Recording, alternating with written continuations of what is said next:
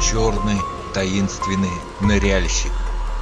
Ночью в полнолуние черный ныряльщик стал появляться у берега нашего рыбацкого поселка и привел меня и местных рыбаков в мистический ужас. А дело было так.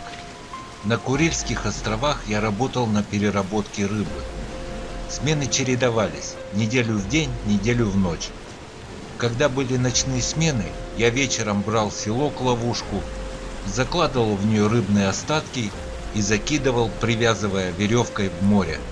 Утром, возвращаясь с ночной смены, я за веревку вытягивал селок вместе с пойманными креветками. Обычно ловилось полведра, ну а редко ведро креветок.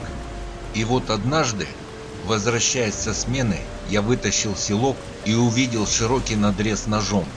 Понятно, что креветок в нем не было. Кто бы мог это сделать? На Курилах креветок так много, что никакой ценности они не представляли.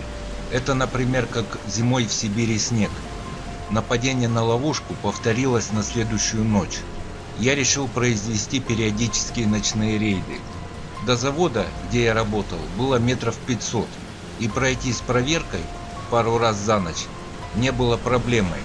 В ту памятную ночь, после ночного обеда, я пошел на берег к ловушке. Ярко светила полная луна. Лунная дорожка красиво играла на поверхности моря. Я подошел к ловушке, постоял и полюбовался ночным морем. Это такая неописуемая красота. Море словно живет и дышит своими могучими легкими. Вдруг на месте, где я закинул селок, пошли круги волнения.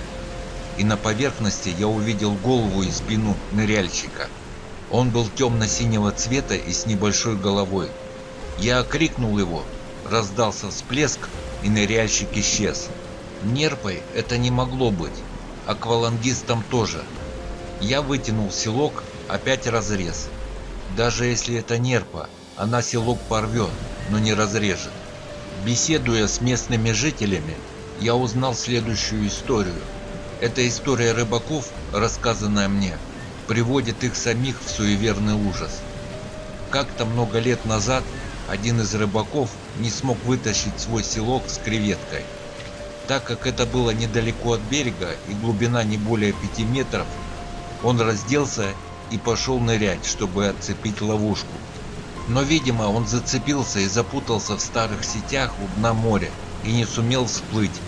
Этого рыбака так и не нашли. Осталась только его одежда на берегу. С тех пор в полнолуние он появляется у берега и режет сети и ловушки. И очень странная гибель нескольких моряков, рыбачивших у берега ночью в полнолуние, было тому доказательство. Видеть его очень опасно и не к добру. После этой истории я вытащил селок и больше в полнолуние с рыболовными сетями на берег ночью не выходил.